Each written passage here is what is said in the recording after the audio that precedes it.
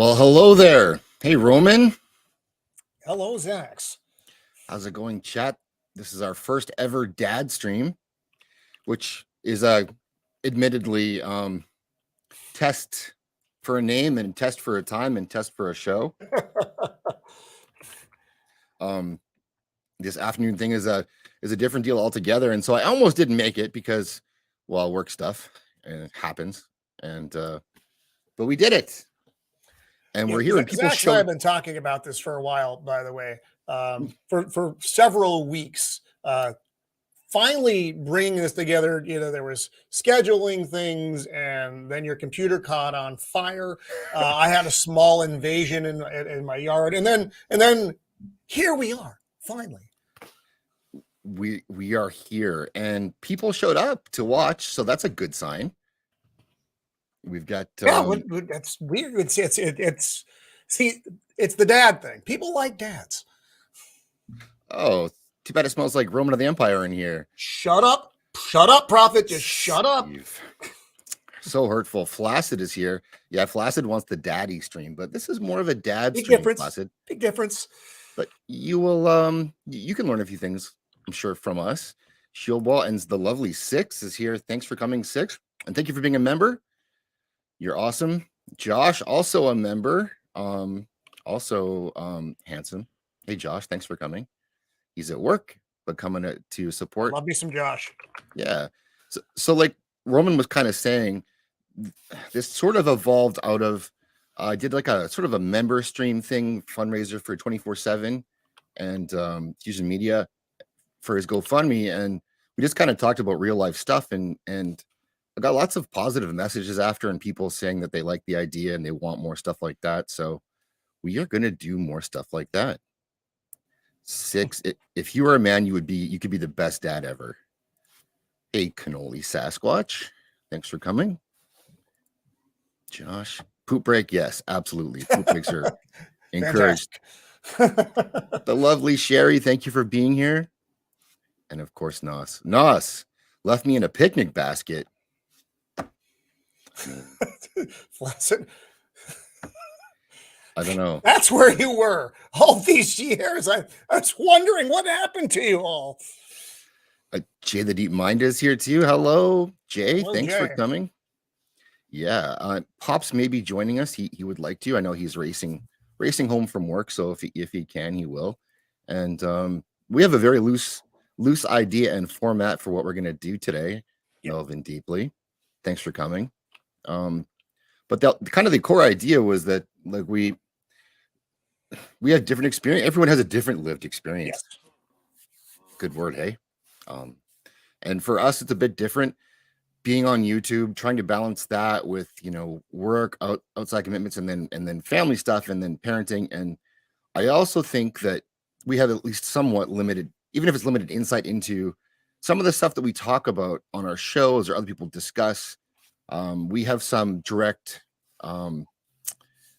relationship with, because, well, I have a kid who's 7, one of them, and he's special needs, and I have an 18-year-old who is in university and quote unquote typical. And so that gives me some experience with their interactions in schools, what things are like for kids these days, because there's a lot of truth out there, but there's also a lot of misconceptions about what's happening with some of these kids and what their schools are like and how that affects them and in different ways maybe than you might expect, at least for a Canadian here. Some of it is good, some of it is worse than you may think. Yeah. So I think that that's important that we sort of put that out there a little bit. Live stream. Okay. Yes, you can call me both. You can call us both daddy if you want, for sure. Shieldwall is on Twitch. What's going on? Shieldwall, thank you. Dual stream. We're also on. That's like my line. We are also over on Rumble too. So I should put that there somewhere, probably, huh?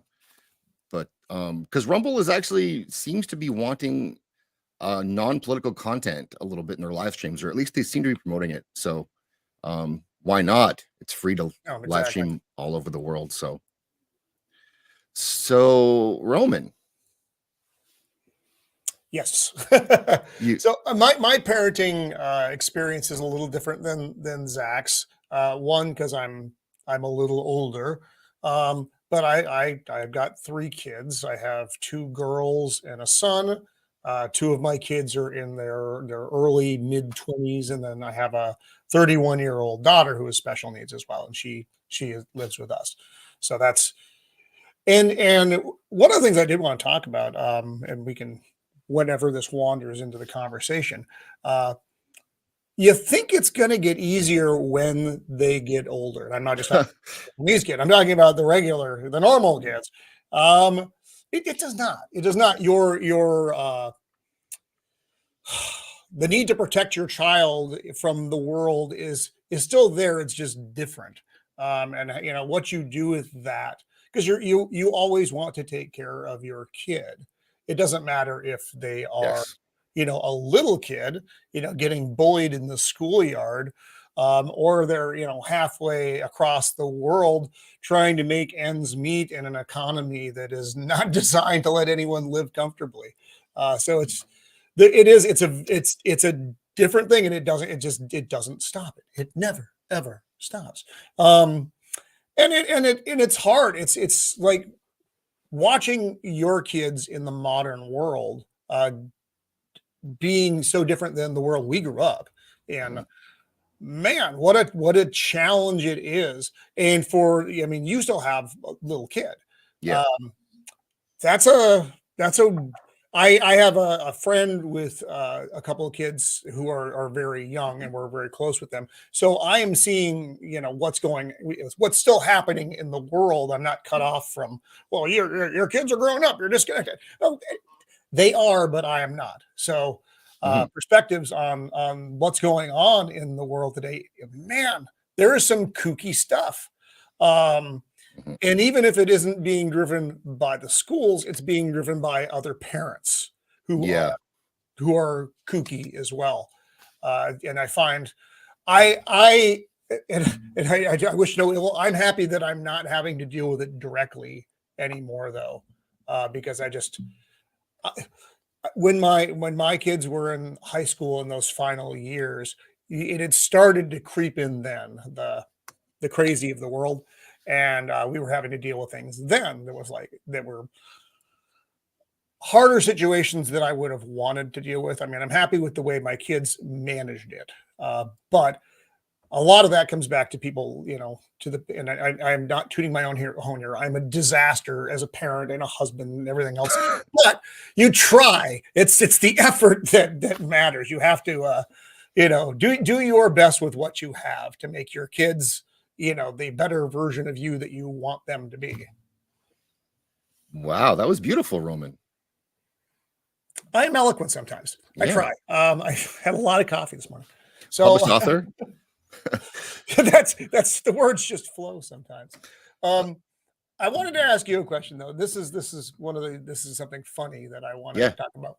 What is with your kids? What is your most dad moment that you have ever had?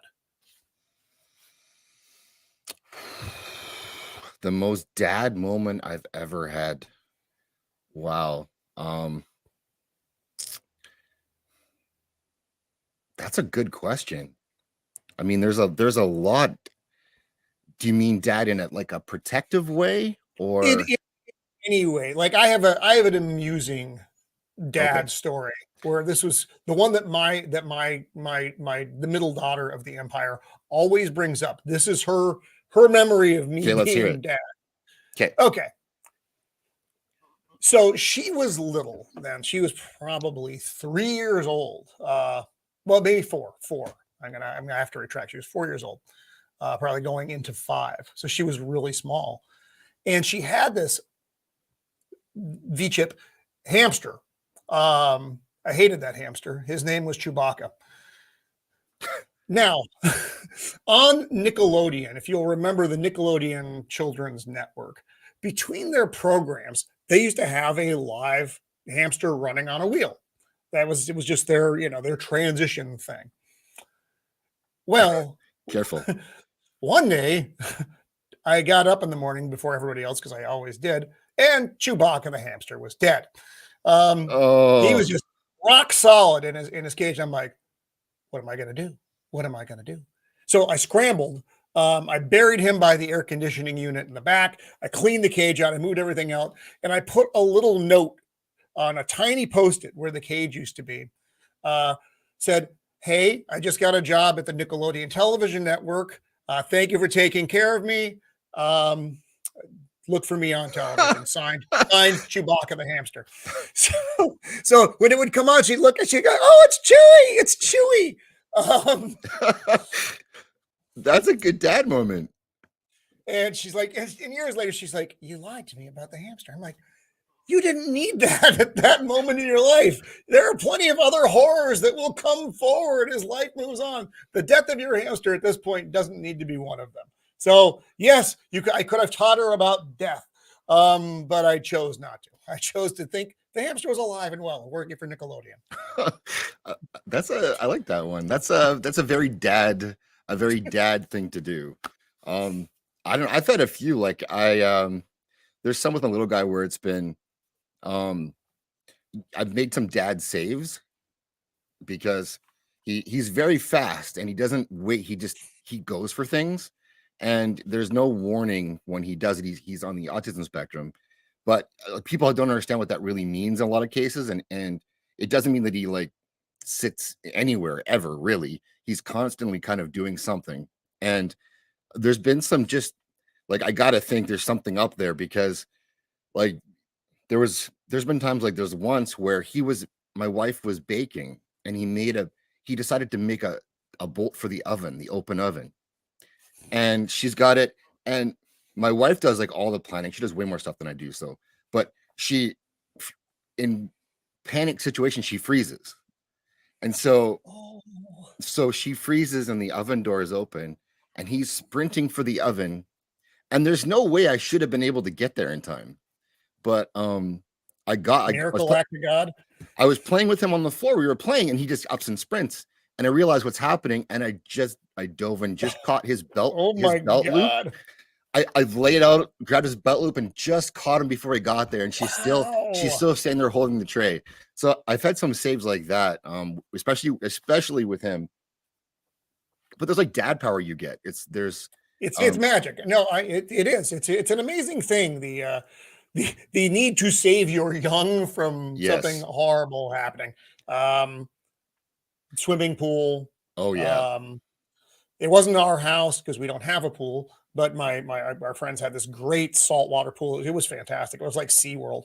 And you're sitting talking with the other dad, and suddenly you just see the little hand at the other end of the pool going down. You're like, oh hell. And in you go. Because you're not going to let your kid drown. No.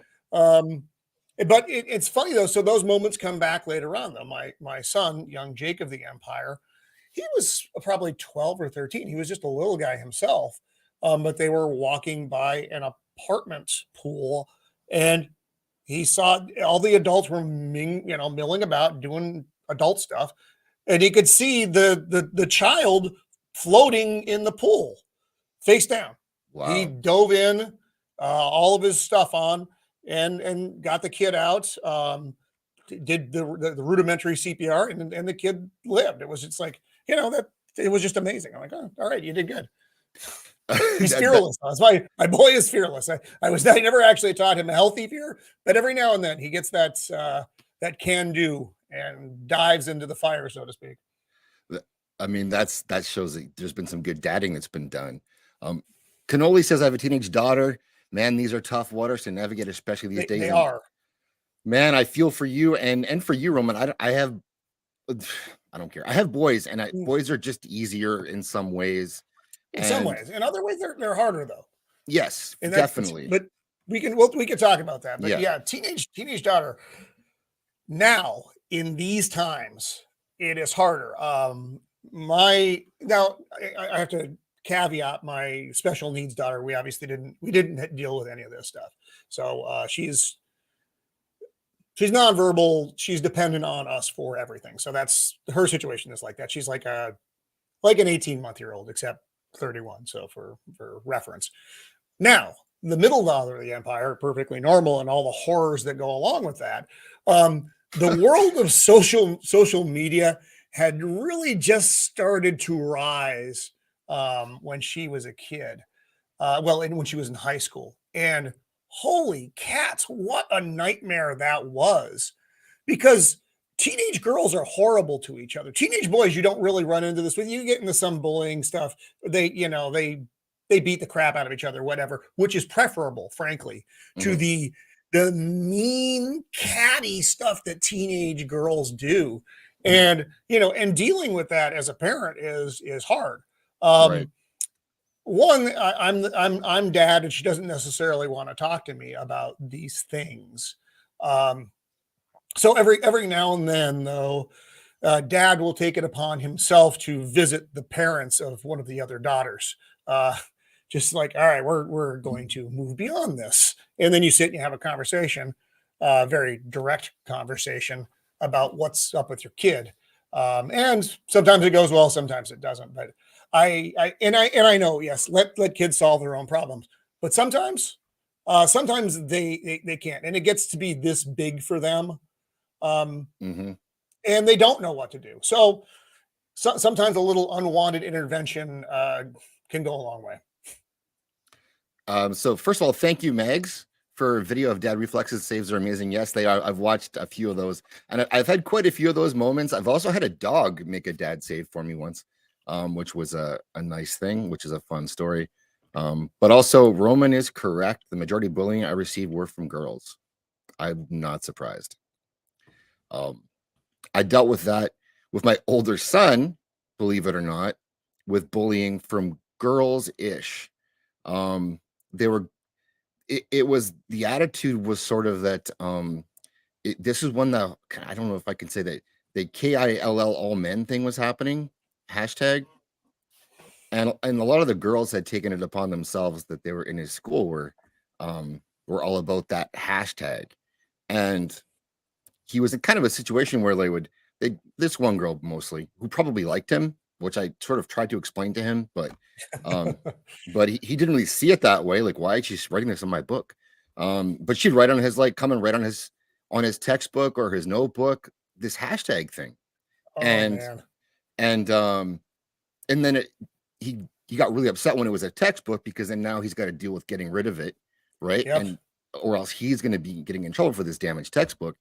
And it was really weird politics at the time, and the teacher in his class wasn't mm, wasn't the best at dealing with this. She was sort of more siding with there's more stories with this teacher, but um We've all so had in them.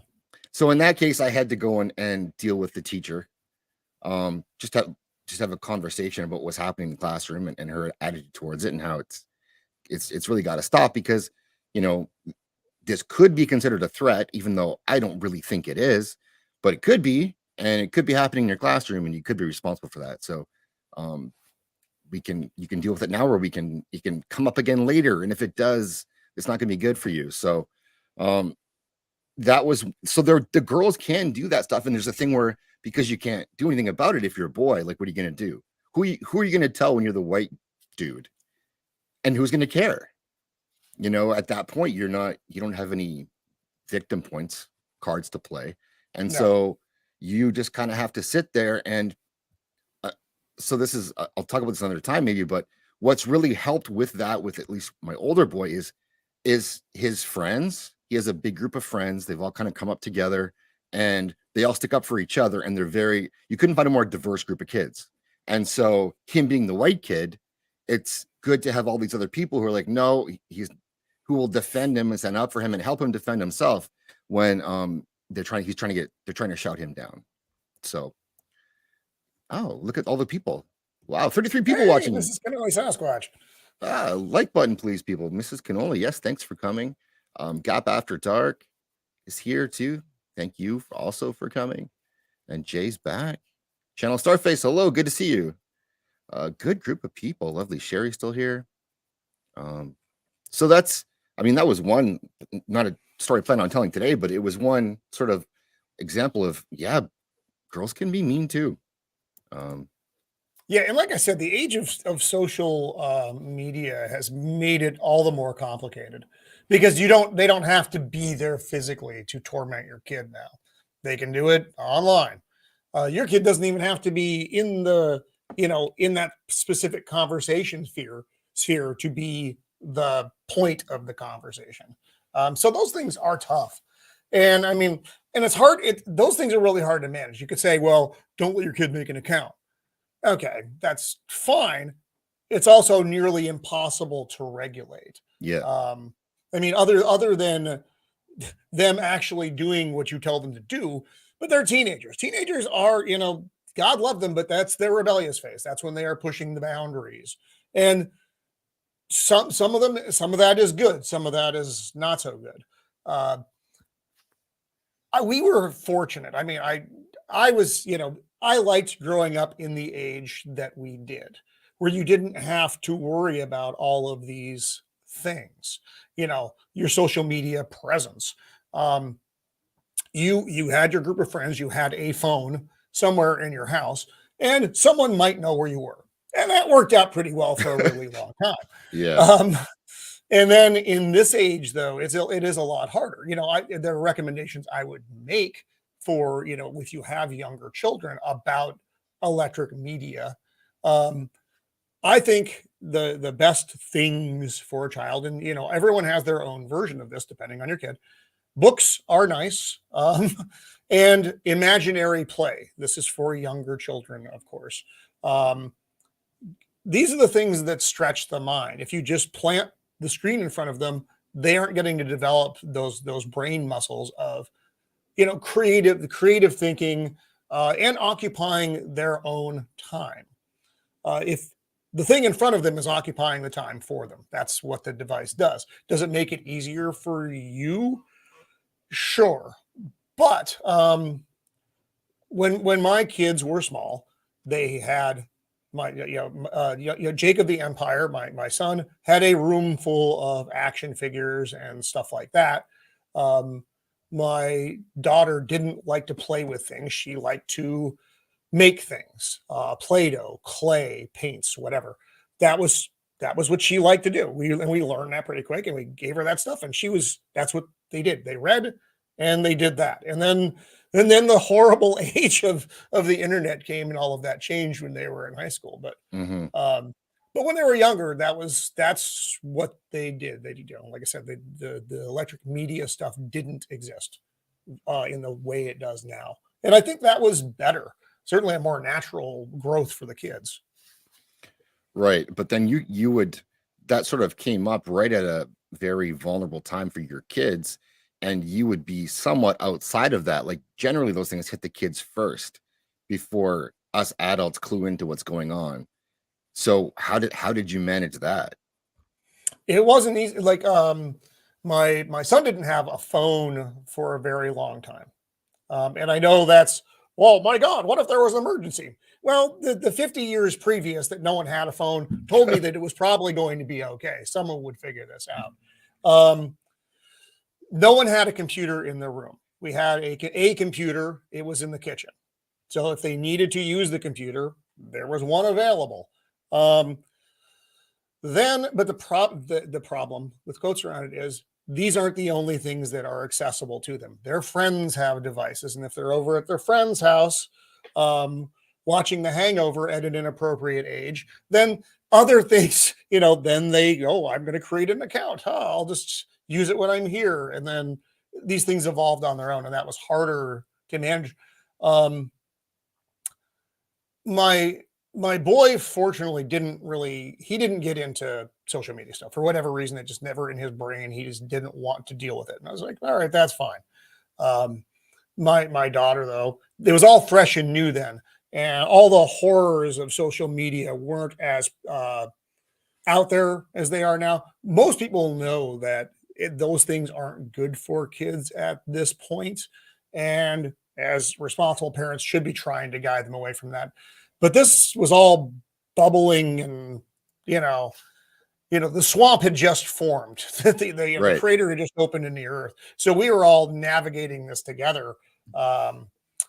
And it wasn't easy. Uh, because remember, one of the nightmares is the internet is forever. So it Yes. doesn't matter if you're 16 and making a dumb statement on the interwebs. That's just going to be there. So you have to remind, even then you knew that though, trying to steer them away from such things. You made it. It's You hard. made It's it. hard. Well, they're alive, so I've gotten that much going for me. We got that far in parenting. But like I said, being the parent of adult children has its own set of challenges. In the last few years, certainly haven't made those challenges any easier. And people have different, just like with younger kids, you have different styles of parenting. And I'm not the just let them figure it out for themselves, waiting for them to step off the cliff kind of stuff. You want them to manage their affairs as best they can, but they should always feel that you've got their back, so to Yeah. speak. Because you don't want them getting overwhelmed by the world. I mean, and I hate to talk about such things, but suicide rates, all those things are through the roof. Mental illness, all the because the world has become an incredibly hostile territory. Uh, so they need to know that you're there. Like I said, you're not in the room with them all the time. You're not on the phone with all the time, but they need to know that in the events that the world starts to crumble, you're going to be there to help them manage that so that they don't get just overtaken by it and then they feel hopeless, and you never want that for them. And a lot of it is means based, and I understand that, but even if you don't Mhm. have money to help take care of things, money takes care of a lot of things. You do have the emotional support that you can offer them, the guidance of the years that you've had on the earth. So There's some great comments here. I want to go back through a little bit. And so Bobby is talking about private schools in California, and that's something you might know, have some insight yeah, into. yep. Now, yeah, if you can get your kids into a private school, do so. But there's a big but behind that, in front of that comma. Um, the private schools can be just as screwy and woke as the public schools. A lot of it depends on where is the school. And you have to look at their curriculum just like you do public schools. Like I said, just because it's private, it doesn't mean it's out of the dangerous waters. Uh, Public schools are the worst. And again, though, but that also depends on where you are.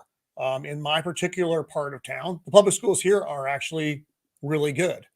Um, Now, the closer you get to San Diego proper, the more weird things get. Now, if you're going with, say, like a religious private school, you're probably in a lot safer point than if it was other. But that's one of those things you definitely need to look at just as much as if you were, public school, because nothing is guaranteed safe. But private school is definitely a better way to go. So many good comments here. So Lord Thoth is here. Hello, Lord Thoth. Thanks for coming here. Elvin Deeply says, I have 3 autistic nephews and nieces. Every Saturday the family visits to go grocery shopping, and I carry one of the boys on my shoulders. He's almost 8 now, but it's his routine, so he can't stop. Absolutely. The routine thing is you really, there's nothing, it's such a comfort, I think, for them, and it in different, depending on the kid and their situation. But yeah, the routine is huge. And from my little guy, it's time. So he's constantly aware of time. Even if you remove him from like clocks, he can give you the time within a few minutes generally.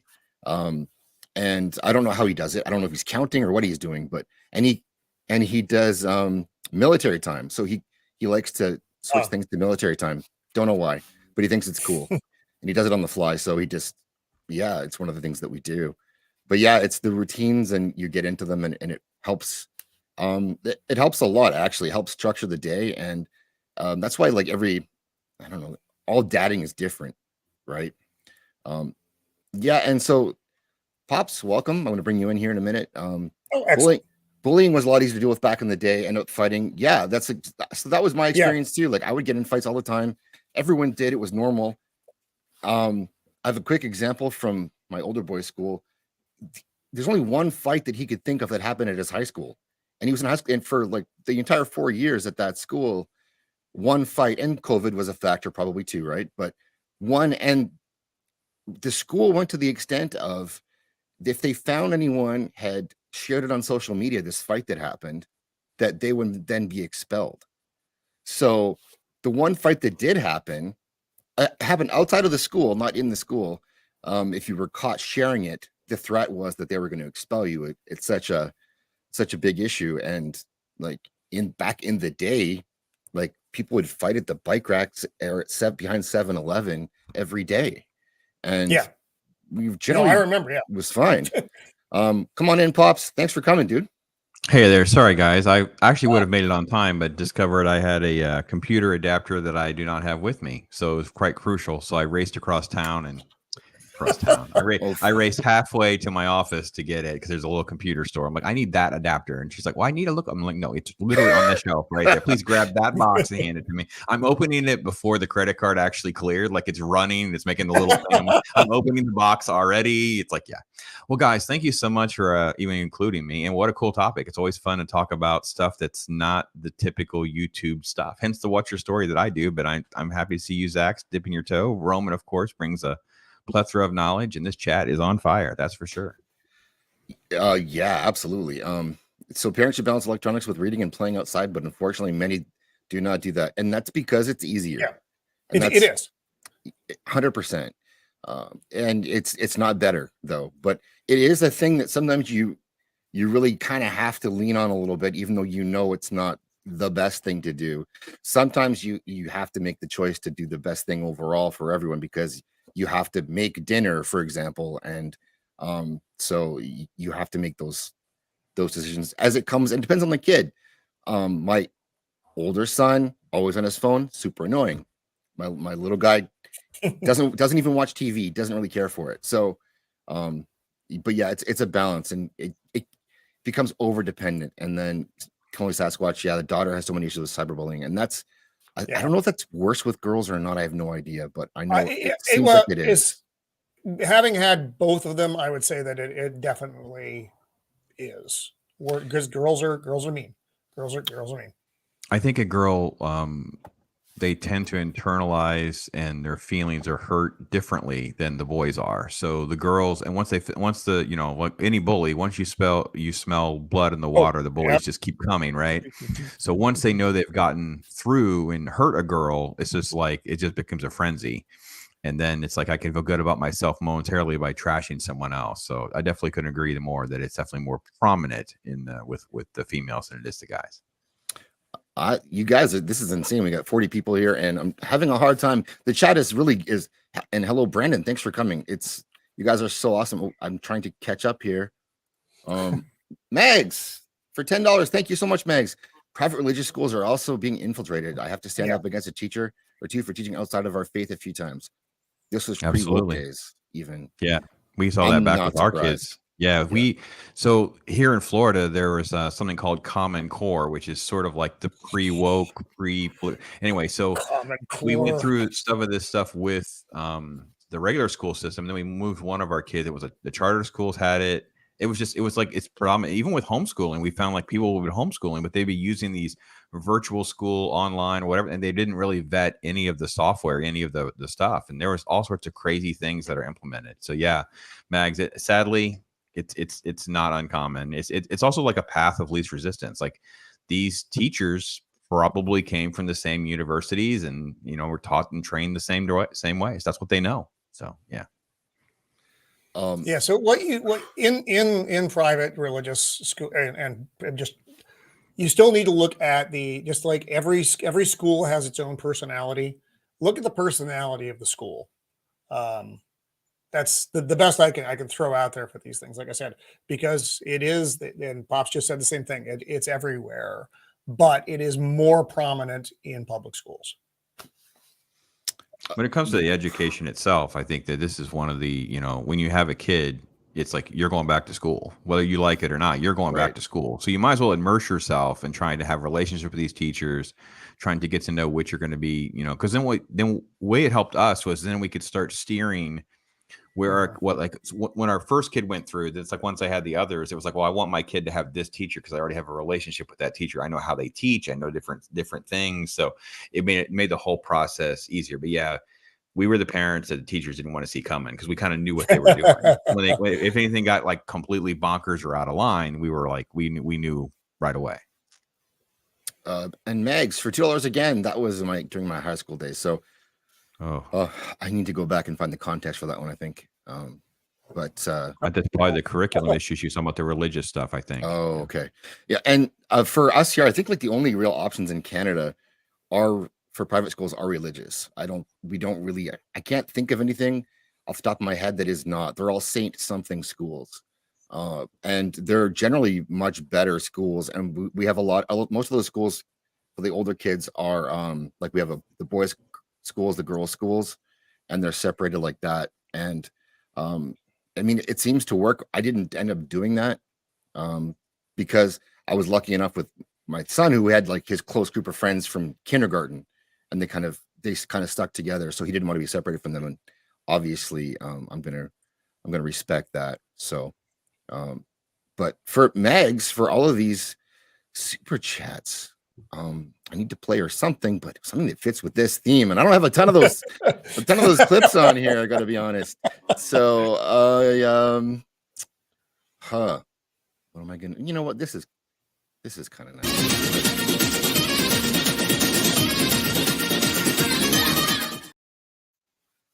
That's all right. That's always nice. All right. For Common Core stuff, I'm going to throw this out there for people who are fighting with it, because we had to deal with it too. And we were there back when they just started this. So we were very, very confused. Math has never been my strong suit, nor is it that of Mrs. of the Empire. So this is one of those know your own limitations, because we would sit there and we would fight with young Jacob of the Empire a lot, to the point where we were all just miserable for the evening, and then we would wrap it up and nothing much had gotten done anyway because we didn't know what we were doing. If you have the ability to do so, hiring a tutor isn't a bad thing. That's not a fail. What that does, the tutor is going to explain it in a way that he's going to get it, and off to school he goes and everything is better. And the tension in the house also drops considerably and everybody wins. So I'm just saying, it's out there. It's a tool. Use the tool. We had high school seniors in our church, and we used them to help tutor the middles. So it was like we kind of like used some of their skill sets to kind of help, offer, well, how about this? You can do this, and kind of gave them community. I think we did it as community service, so that the pastor kind of backed the move, and the one kid was tutoring another for an hour. It wasn't like it was extensive, but at least there's different options that you can do. It's like, again, you got to be your kid's advocate, and I want to thank Bobby for saying that too, because I learned to read out of a comic book, man. So I was more than happy. We did a thing on that, but it was like, that's how I learned to read without a comic book. So yeah, that's awesome, Pops. So big shout out to Pops. And that's the kind of thing that I think a lot of people would do, but you thought to do it, like to put that thought into helping other people and how you can share that, and from your experience, that's it can help. You can really make a difference with that insight. So thank you. Especially if you have little guys or girls, if you guys want to get them into comic books, whatever, please just hit me up. Just message me. If I don't have something or whatever, I can help guide you towards some stuff that's inexpensive or some easy ways. Because it is an easy transition. The other thing too, I want to go back to, you guys were talking about the computer.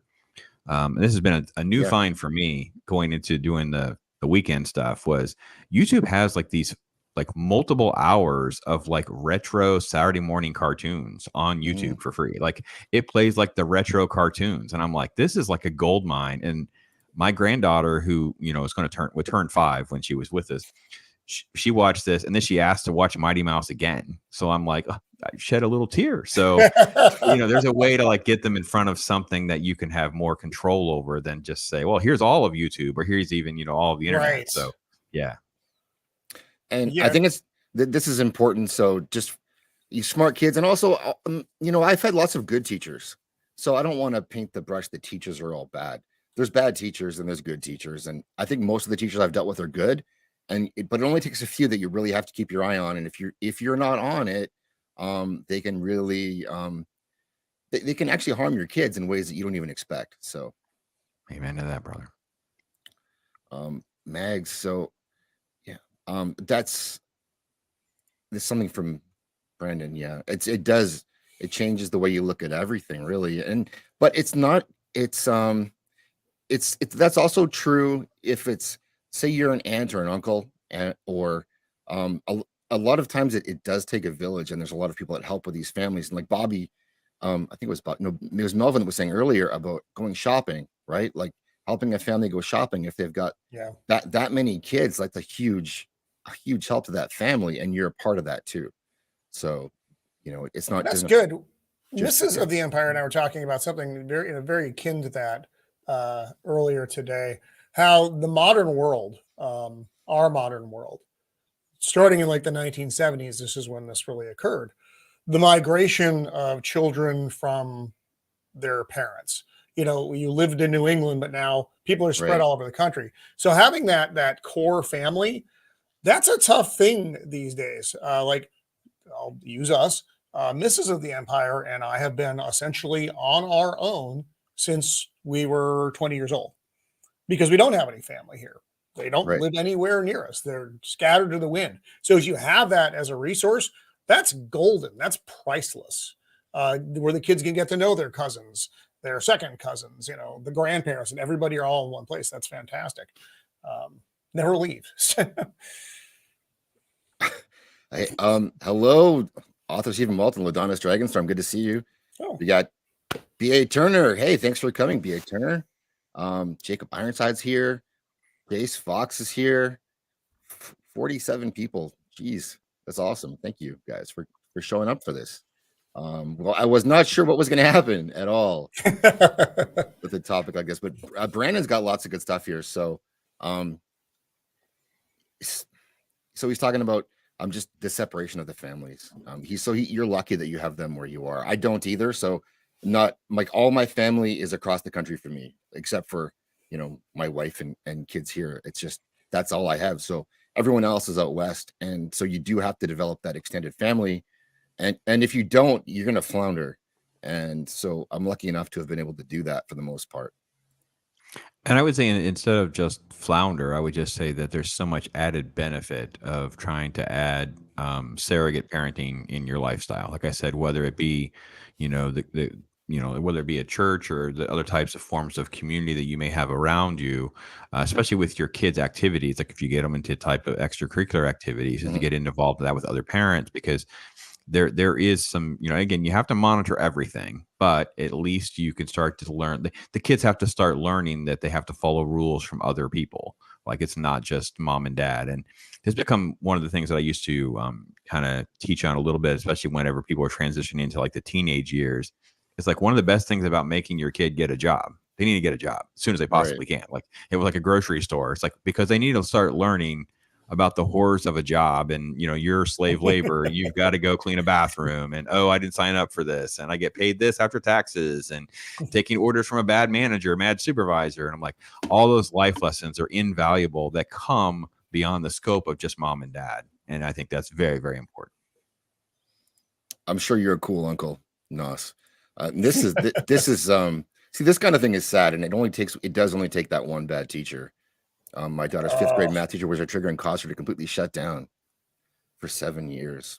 Yeah, Mrs. C, I can relate to that. One of my sons was like that. He kind of had like I want to say it was very aggressive towards him because he was struggling. And after that, it was almost like he went to like shutdown mode, and it took years to kind of rehabilitate that. My son had a teacher in grade 9 that also, I had to go speak to. She was similar in that the first day of school in grade 9, so first day of high school here for these kids, she was going around the room. Kids were talking about their past, and so my son answers the question. She says, "No, we don't want to hear from you. White male voices have been drowning with everyone else for too long. Ooh. So you don't get to speak in this class today." Yeah, no, I'm not. I would not have been a good parent in that kind of circumstance. Like I almost went over the desk at a VP in like 3rd grade over something that was so much less offensive than that. And it was like, listen, you work for us. Sorry, I know that's not what you feel. You feel like you work for the principal and the school board. Sorry, we pay for your check. Don't make me escalate this. Don't make me go above you people, because I will.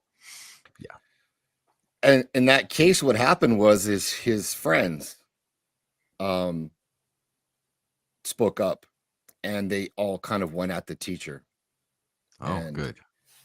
And because he has black friends, a trans friend, he's like there. It's so they were able to on his behalf shut that teacher down, but they had to do that multiple times throughout the year. The kids had to manage this teacher. Of course, I went and spoke to her after I found out about this, but I didn't find out about it because he split half and half with my ex and I. So he wasn't at my house when that was happening, and he didn't tell me. And so I didn't find out until a few days later. I did go and speak to her about it because it's unbelievably ridiculous. And she had some idea in her mind that it was part of some lesson she wanted to get to, where that everyone in their past, if they go back far enough, have some kind of a victimhood essentially that you could claim. And Lord. So one of the things she accepted, because his friends had said he's got a brother who has autism and he's from a divorce. And so those were things that he could then identify with. As it's ridiculous. But like, so then that was her, well, now he can speak because he's not just this white male who's been driving all these that people. Is absolutely horrible. Yeah it was. Wow. So but also just the mental disorder of this individual to like, I mean, no offense, but like just suddenly we're just equating all of these, like, you know, whether it be racial minorities with mental minorities versus, you know, social dysfunction. It's just such a weird mindset that you would come at little kids from that perspective first. But I guess this is what we're seeing in the culture today. It's like that. Yeah. And so it's probably better that I didn't find out right away, maybe ultimately for everyone, but I couldn't believe that. It was, I know that it's an issue, but I thought like day one of high school, and thankfully he had some of his friends in that class, because there's a chance in high school you're not in class with your friends. And right. Yeah. Anyway, man, that's a terrible story. Yes. It is. Yeah. Do you guys have stories of teachers belittling you or hurting you, or, you know, a teacher that kind of did anything like that towards you guys? No, I mean, I used to get hit with a ruler a lot by the nuns, but that was the nuns. You just expected it. But I didn't really have any what I would call horrible teachers. I had teachers who I didn't like, but nothing like what the modern environment has you know, presented us with as far as challenges in parenting. I agree. No, I mean, I had teachers that actually were encouraging when I was younger. Like I said, I had teachers I didn't like, but not liking a teacher isn't the same as the teacher being aggressive towards you in a very negative way. I had some teachers I didn't get along with, but I had a big mouth. Shocking as a kid, and so a lot of that was my own fault. And I can reflect on that and know that I should have shut up a few times. But I had the one that I had the worst was I had a teacher drag me out of class by my ear once. I still remember that, and I don't think I deserved that one. But Mags has one there. It says like a religious thing. Yeah, she says she has like a Lutheran that picked on her because she was Catholic. There she is. Oh man! Wow. Yeah. Yeah, that would not be. Yeah. Oh man. Yeah. Yeah, we had like the aggressive, and we had like the complete lazy, apathetic teachers that weren't doing. So we've had little categories of this, but not to the scale of what I hear now. My kids got it more like very late, and then I think it was really it's my current daughter-in-law, but at the time they were just boyfriend girlfriend. She was in college, and it was the English teacher, and she was very anti-religious. She went on this big long anti-religion rant. And it was like, this is just an English class. And it just went on. I'm like, is she teaching religion? And you know, I didn't have any authority to say or do anything. I just kind of to advise her. But it was like, she was just so put off by all that. But yeah. I think one of the worst episodes that I'll use my son because he's the last one. So he's the one I remember most clearly given my age in mind. It was many years ago now, but so he and his friends, and remember we live in California, but we live in one of the kind of safer alcoves in California. They were establishing a conservative club in their school. And so they set everything up. They had their posters. It was all very professional, and they were trying to just have kids join the conservative club because in the mix out here there wasn't one. You had all the other clubs in the varying forms of diversity quotas. So they were setting this up, and they were actually attacked while they were setting things up. The kids ripped down all their stuff. They threw fruit and rocks at them, and the school, of course, did nothing. It wasn't, Now had this been something, let's call it, the LGBTQ club that were setting up, and they were attacked, that would have been on the news. But kids, with conservative values, no, that goes unspoken for. That was quite the incident.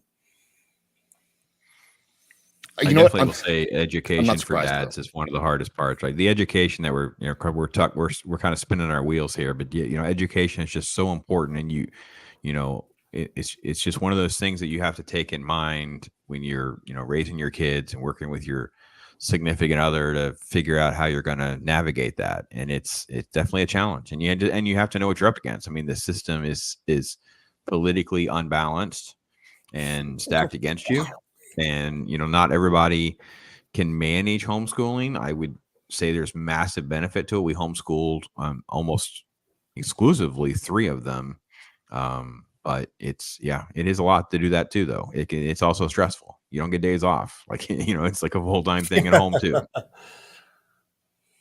I have one more story about that teacher before I stop complaining about that teacher.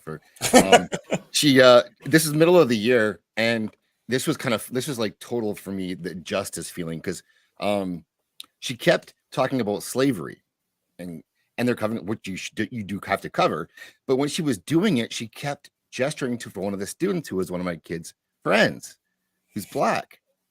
And so she would say, she would do this when she's talking about people who were enslaved and victims and all this stuff. And so the kid stands up in class and says, "I'm from Eritrea. No one in my family was ever enslaved.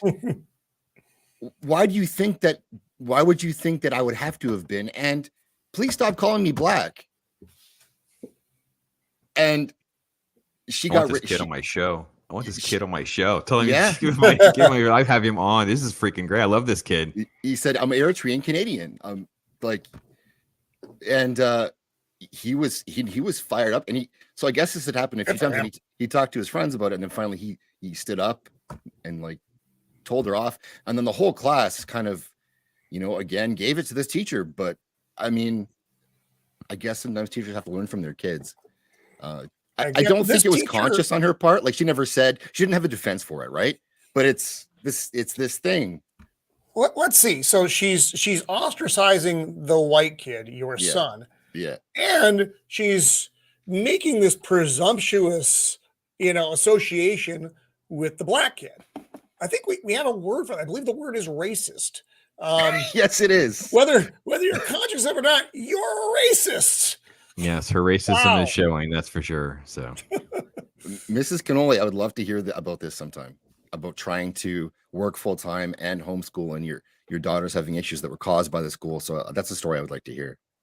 Yeah, I can see that working when they're older. It's going to be I don't even know how you can manage it unless you're both going to co-teach the early years. But high school and stuff, when at least some stuff can be done in school, you get more electronic curriculum. But for us, everything was kind of a hybrid for us, because even in high school, I had to kind of write a government and type curriculum, how they have to have government and civics and that kind of thing. So I had to kind of write a course. I had to pull stuff together because I couldn't find something that would work and that I trusted at the time. So, yeah. One more thing. She was a history teacher. Oh gosh, she's killing me, Zaxx. She's killing me. I want this kid on my show. Tell this kid social studies. He's a boss. He's a boss. He's a boss, though. He is a boss. Yes, that was awesome. Yeah. Yeah. Anyway, I'm done venting about that teacher. That was a long time ago. But it's oh my God. I think Zaxx is in the red. He's in the red. Just thinking about it, he's in the red. It's the thing where you hear about these things, and I always tend to drift towards the middle of, well, it can't be as bad as people are saying. There's going to be isolated incidents, but on the whole, but then this was just as bad, and it was day one. So, yeah. So, Zaxx, when you came up with the concept of this Dadstream show, what are some of the things that you would want to accomplish? I wanted to talk about more issues like this that our kids have dealt with. What it's like for us trying to deal with them as dads, and there's lots of different dad situations. There's split time, there's full time, and how it affects um how it affects how we try to do things like this, like trying to have a how do you have a can you have a hobby like this? When do you have time to do it? And maybe helping help people understand why sometimes like I just can't do something. Like I would love to do a show with blank, and I can't. Like it, there's no way I can do it because my situation is my son goes to bed, starts process around 8, hopefully by 9, quarter to 9 he's in bed, and it's a process and it's a lot, and it's something that I'm good at, and I'm pretty decent at staying calm, and so that tends to make it go better. And so I like people. It's hard for me to start a show earlier or jump on a stream at 7. Like, it's just not a thing I can always do. And Roman has a similar situation too, but it's like flipped, where it's like a little bit later, it's tougher for you because of where you're in California. No, we and you and I have talked about this before. Yeah, so for us, and remember we're different time zones, so that's why Zaxx and I want to do shows together in the evening, but it's almost impossible for us to do this. Because for me, and if you watch any show that I'm on regularly, at about 7:30, I have to duck out. And sometimes it's for a couple minutes, sometimes it's for longer, and that's because my 31-year-old special needs daughter, it either goes smooth as silk or she turns into the Hulk. If she turns into the Hulk, it's very complicated, and it can, we're trying to keep her safe, we're trying to keep us safe, and it can be hard. So it's that magic time slot that makes things more difficult. It is what it is, and you get your routine down. We do the same exact thing every day, and some days it's golden, and some days it's less so. And that's just you roll the dice and you hope for the best. And we got Prophet of the Dragon Steve here, so this is kind of part of the idea too, Pops, is to have other people in the community talk about their experiences a bit more. And let's be honest, dads don't really talk about being dads that often. And on this platform, a lot of people, and I completely respect that, are private about their families and want to protect them, and I get that too. So I'm not going to put pictures of my kids on here, but I think it might be helpful to people to be willing to talk about some of the stuff that we deal with. And being a single dad is I've done it, and I'm not now, and I know how much easier it is not to be a single dad, and for him to do work full-time single dad and try to do YouTubing.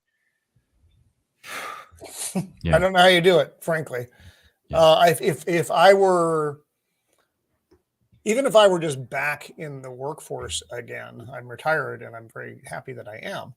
I don't know how I would be able to do this, because so much of the onus would be on Mrs. of the Empire, because remember, she takes care of my daughter all day long as it is. But I'm here. If I'm here, it's a much more even balance of who's doing what and when. But if I'm not here, if I'm doing the shows, and she understands that this is something that I enjoy, this is my hobby, but it is time that I'm not helping. So it's just one of those. It is, but if I'm working as well as trying to so I'm gone the 10 hours a day of work time, and then I'm doing this. Back when I had a band, I was able to get one day a weekend of getting any band stuff done. That was on Friday afternoons. And that was like my little sacred slot of time that I had carved away. Everything else was hard. I mean, in the military, I missed years of my children because either being away or being on a weird shift, which didn't allow me to see them. So for those of you, like single dad doing the job and raising the kid and still managing to squeeze in the hobby, I salute you. That's amazing. Yeah, the one thing I've said is, you have to have some realistic expectations. Like, I've told people, I said, maybe you're wanting to do new channel, or you just kind of have to adapt to a new baby or something else like that, is you have to come up with the realistic expectations. Be this one stream, it'll be, this type of thing. I mean, for us, we're going to have the littles, we're going to have grandkids for like the rest of the week after starting tomorrow evening. So it's like, well, there won't be work. I won't really have time to do stuff at home, edit, do whatever, even stuff I would normally do, let alone the stuff that would be normal operating procedure for a Wednesday, Thursday. And that's without the special needs limitation that you guys are bringing up, as well as the other challenges, and then the time zone challenges, things like that. You just have to manage some sort of realistic expectations of what you can handle. And I think that's, it's kind of part of it. And again, as a dad, I can just tell you that you don't ever have all the answers. You're never going to have all the answers. You never stop worrying. You just kind of have to own that you did the best you could when you were in it. Like, my kids are older and they kind of had their grievance session recently, and we were all, comparing some notes, and it's like, I had one of them that kind of came to a realization, like, they didn't have all the facts. I'm like, but why would you? You didn't need to know some of this other outside stuff that was going on, or, stuff that we were going through, whether it be, you can be going through financial difficulties, you can be going through stuff at work, you can be going through marital problems, who knows? And reality is, you're going to have to evolve anyway.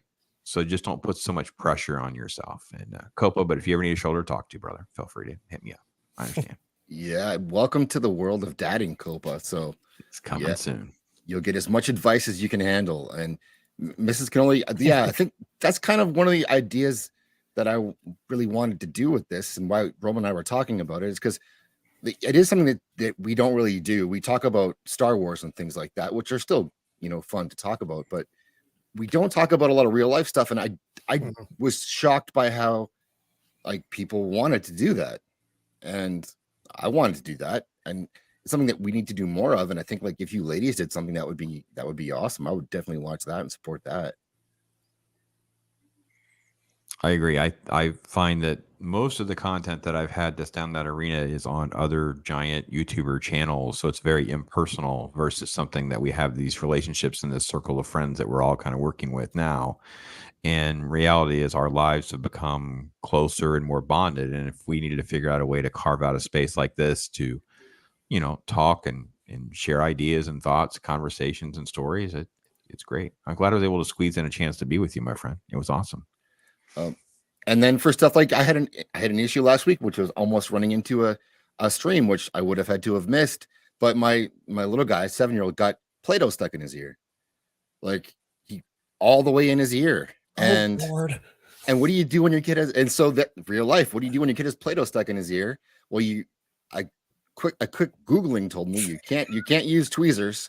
Do not put tweezers in your kids' ears. So I did not put tweezers in my kids' ears. And then it's like, well, now what do we do? So I read you can put peroxide in there, and that might work, and it might loosen it up.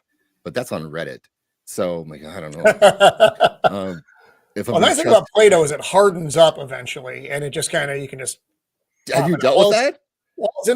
No, not that specifically, but having dealt with Play-Doh over the years, its characteristics. So if you leave it out long enough, it becomes hard, and it just kind of, you can scrape it off of anything. Hey, and so forth. Thanks for coming. Good to see you live. So what? And so I'm like, okay, well, I don't want to do this. And then my wife was like, no, he has to go to the hospital. I'm like, well, we don't go to the hospital, because to go to the hospital with a kid with Play-Doh in his ears, we're going to be there all night, at least, because in Canada it's free, so people just go. Oh no! Right, and you're going to be low priority because the kid's got Play-Doh in his ear. Play-Doh, yeah.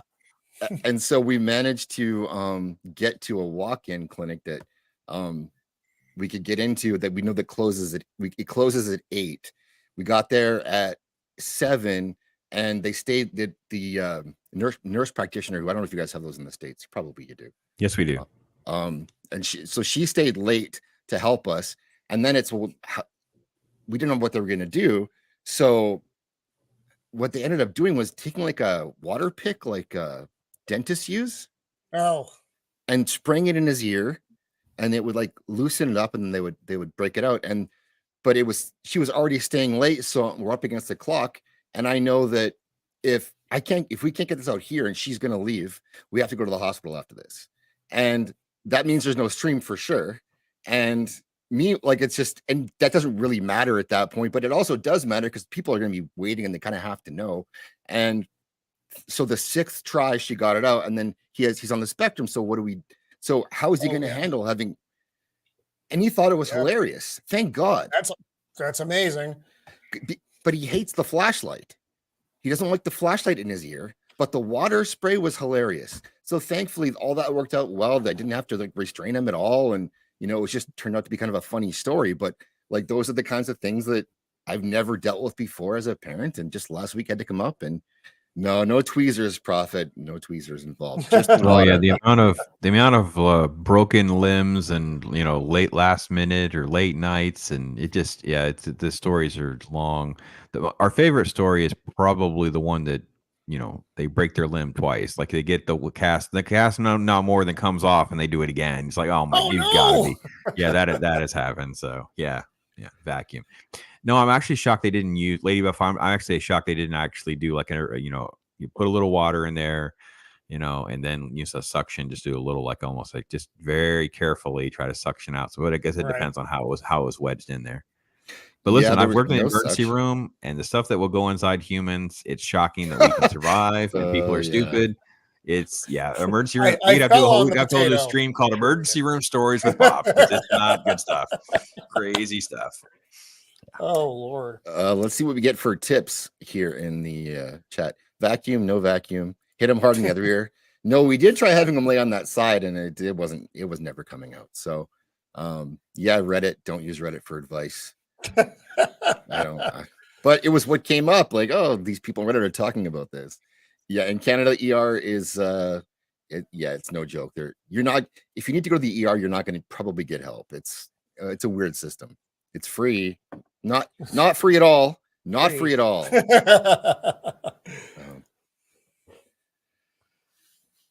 Well, I mean, that does happen. Sometimes they want to build that relationship with you, and their mom's in their back pocket, right? So they don't need to.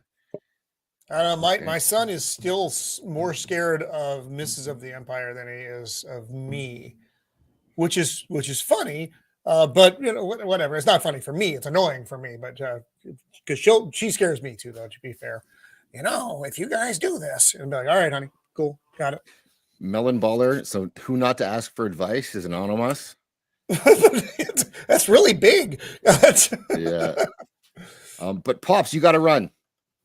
I do. I have to get ready for a stream here at 5:30. We're gonna kind of celebrate a year. Right on. Stuff. Congratulations. A year. Yeah. Pop's dedicated for a year, but more importantly, it was like we started doing our Halo. Our Halo. Oh my gosh, that's a great Stephen Walton joke. Good Monkey Jesus. I like that. I like that one. That's crazy. Yeah. Well, listen, guys, this is a really cool idea, Zaxx and Roman. It's always great to chat.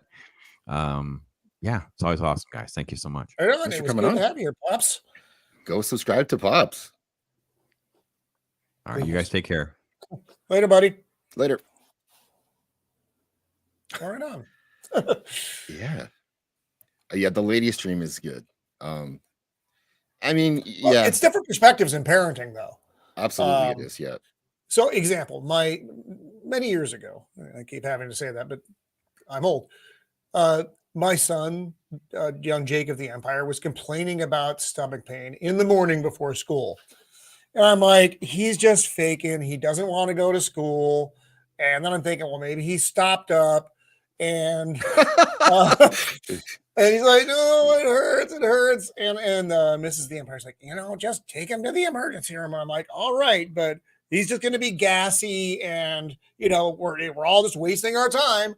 And so 2 hours later, after his appendix is out, I apologize. Oh my God. For doubting. It's like, oh, clearly I was mistaken. I've got a story like that too. It's not as bad as the appendix out, but I was single dad playing soccer still, and had my son with me, and he was much younger, and so I would bring him to my game because I couldn't play if I didn't bring him with me. And he didn't exactly love it to come watch me play, but he would do it. But this night he just was like, no, I don't feel good. I don't want to go. Of course, I'm thinking, I know you don't want to go, but like I kind of have to go. So you kind of have to go too. And you can play your DS or whatever if you don't want to watch the game. And he's like, no, I just don't really feel good. I'm like, you'll be fine. Like now you're sick all of a sudden. So during the game, he's actually on the bench because it's indoor soccer, and he pukes everywhere in the middle of the game. Yeah. And so I apologized profusely and took him home. As And dads, we want to charge on. We want to just we do. get through it. And sometimes it doesn't work out so well. So he still brings that up. Hey, Dad, you remember the time that you didn't want to take me in when my appendix was gonna? I'm like, yeah, I know. Got it. How many times do you want me to apologize for this? I mean, that's dad parenting, though. It's just, it is. It's We're hoping for the best. Put some Yeah. butter on it. You'll be fine. But that's where mom comes in. That's why mom is Yes. important, because mom will help guide dad when dad is just oblivious to what is actually going on. Or just a little nudge every now and then is helpful. So that's Oh, Jana, it's soccer. You know what? I played all growing up, played after that, and coached. Unfortunately, I'm not coaching now, but yeah, I coached my older boy all through his.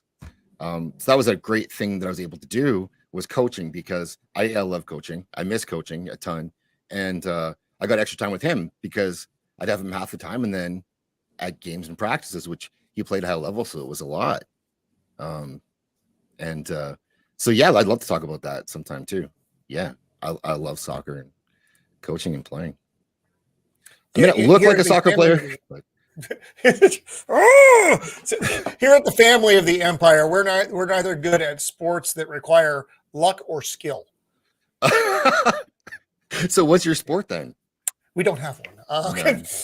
I like to play tennis, and I'm very bad at it. And actually, I was trying to encourage my son to play, so I bought him rackets and this whole big thing of tennis balls, and they have literally been hanging on the wall over there for, I would say, about 5 years, never having been touched. So if anybody needs a tennis racket, I have a couple brand new ones.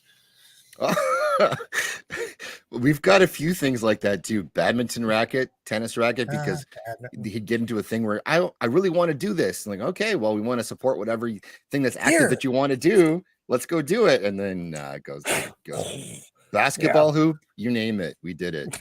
I like this from Copa. Son, is it a fart of your appendix? Well, it turns out. Yeah, Jay. So I don't want to know. Her husband is an F1 mechanic, Formula One. So yeah, he has a tool for Play-Doh of the year. I'm sure he does. And I don't think some of those drivers may get Play-Doh stuck in the ear. You never know. I mean, they're race car drivers, right? They live on the edge. It's true. That's what they do. That's I had to give birth on the pitch. Oh my God.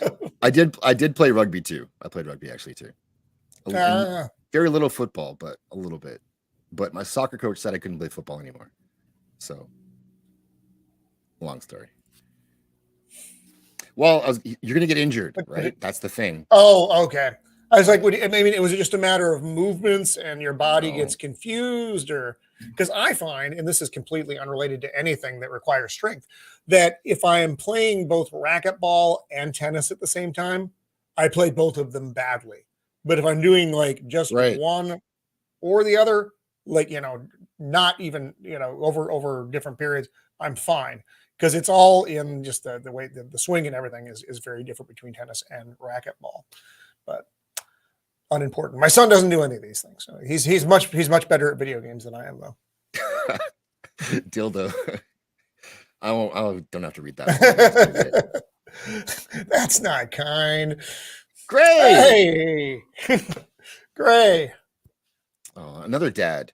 So yeah, we want to have we do want to have other dads come on the show and maybe move the show around to other people's channels as well. But yeah, this is kind of the idea for it, and so far it's been amazing. You guys are fantastic. I can't believe this chat and how many people are here and want to talk about this stuff. Yeah. Well, it's fun because we get to talk about serious stuff and we get to talk about the more lighthearted parts of dadding, which to me are the more fun parts. But I think the other parts probably have more of an impact on your kids. Although the middle daughter of the Empire does still speak of some of the things that I did, which stuck with her. For instance, this is a minor one, but it's funny. If you're familiar with the film Attack of the Clones, with that horrible, I don't like the prequels. Other people like the prequels.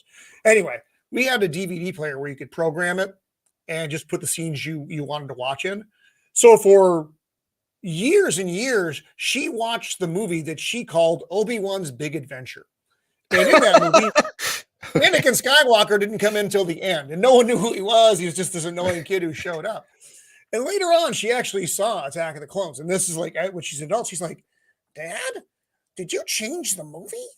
I'm like, yeah, I thought you knew that. She's like, what else have you changed? I'm like, soundtracks, other things. I altered them to make them better. And she's like, I never knew. I was like, yeah, that's what I did for you. That's what I did. I was that man. Oh, what a good dad. Copa played baseball, which is super disappointing because he's Sicilian and he plays baseball. I don't know. I mean, Jana, congratulations and everything, but baseball? I don't know. Yeah. Wait, what? Wow. That's wow. Wakazashi's nice. Yeah, it makes a big, like, I don't know. You do miss your kids. Clearly you do, but it feels different when they're around. Like, and especially like if they've been gone for a bit, they come back. You want to like entertain them and shit. Yeah, it's true. You're like, I want to make it fun here again. Maybe you'll never leave, even though they're gonna leave. They always leave again. That's part of the. Well, also, no one lives around family anymore. They all have to go off and forge their own adventures. That's part of the modern world. Right.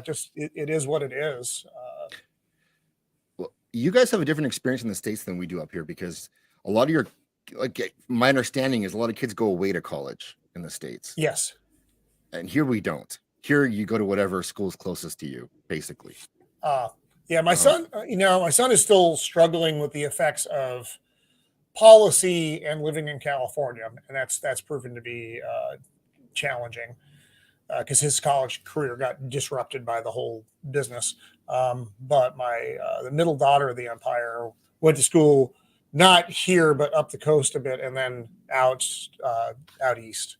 So she was gone for most of college, at least not like hometown directly here stuff. That sounds expensive. Fortunately for much of that, because I served in the I'm born with a baseball. That's it. It's true. I get it now. All right. The military paid for a lot of it because I had the post 9/11 GI Bill. You're allowed to either you use it, you give it to your spouse, or you can pass it on to your kids. Now once the fund is up, the fund is up. But it covered her first 4 years of school. Well, most of her first 4 years. We had to pay for like a semester out of pocket, which was expensive. But then she paid for her own master's stuff. So, that was also expensive. But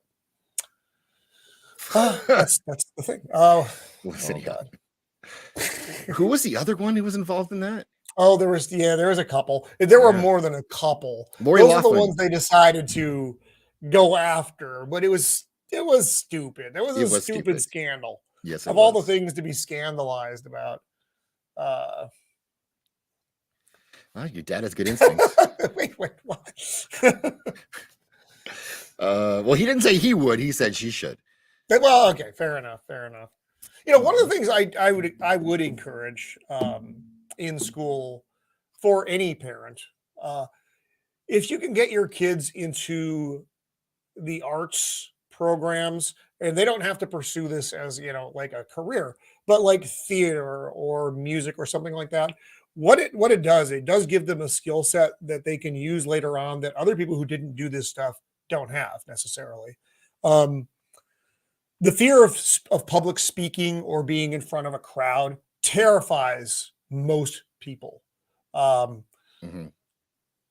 I learned from my high school experience that being in theater was one of the best things that I ever did. I have no fear of being in front of. I mean, this is a different medium because there's not a crowd of people right here. Right. But moving into a career field, well, you do have to speak in front of people, and you're able to do it without looking like you want to poop yourself, or you come off as Bozo the Clown because you bumble it so poorly. It's a very useful talent, Yeah, skill to have. So, and the arts programs are made for that. So, like I said, it's even if they get nothing else out of it, if they get that out of it, it's something good. that's great advice. I was unable to I tried to push that on my son a little bit, but it went nowhere. But that is great advice. And yeah, what does make a difference, and being able to be comfortable in front of people is a rare skill now. And kids rate it as being more terrifying than death, which goes to show that they don't have enough Right. real stuff to be afraid of. Like I said, and doing this kind of thing, them being on Zoom or whatever, isn't the same thing. Not at It's all. not No. the same because this is a 2-dimensional thing. It's so anyway, that's my little bit of useful advice as opposed to my random advice. No, that's good advice. And then I would say for that too, what I was able to do it's not a substitute, but it does help with that. Hey, Dave, what's going on? Playing hooky. Well, sort of. I have to make the time up later tonight. But is being a coach for my older boy for soccer is I was able to force him to do stuff that other kids, like penalty kicks. For whatever reason, kids don't want to take penalty kicks because they don't want to be on the spot, right? And in front of everyone and then screw up and miss. And so most kids don't want to do it. And so I could make him do it because he was my kid. And so he has no choice. And I'm his coach. So stuff like that, he got used to that pressure to the point where, he was the penalty kick taker and he liked to do it, and it was fun. He had no problem doing it. And I did make other kids do it as well, but that's the kind of thing where it's not the same as being on stage or speaking, but it's being in front of people and having to perform. You are out there on your own in front of everyone and expected to score by everyone. Yeah, and there's pressure. But there's pressure at almost any one of those environments. Now, in a game, they are relying on you. But whether you're, giving a speech to your command, your workplace, or you're in a band later on in life, and you really don't want to screw up because for all the reasons that go along with that.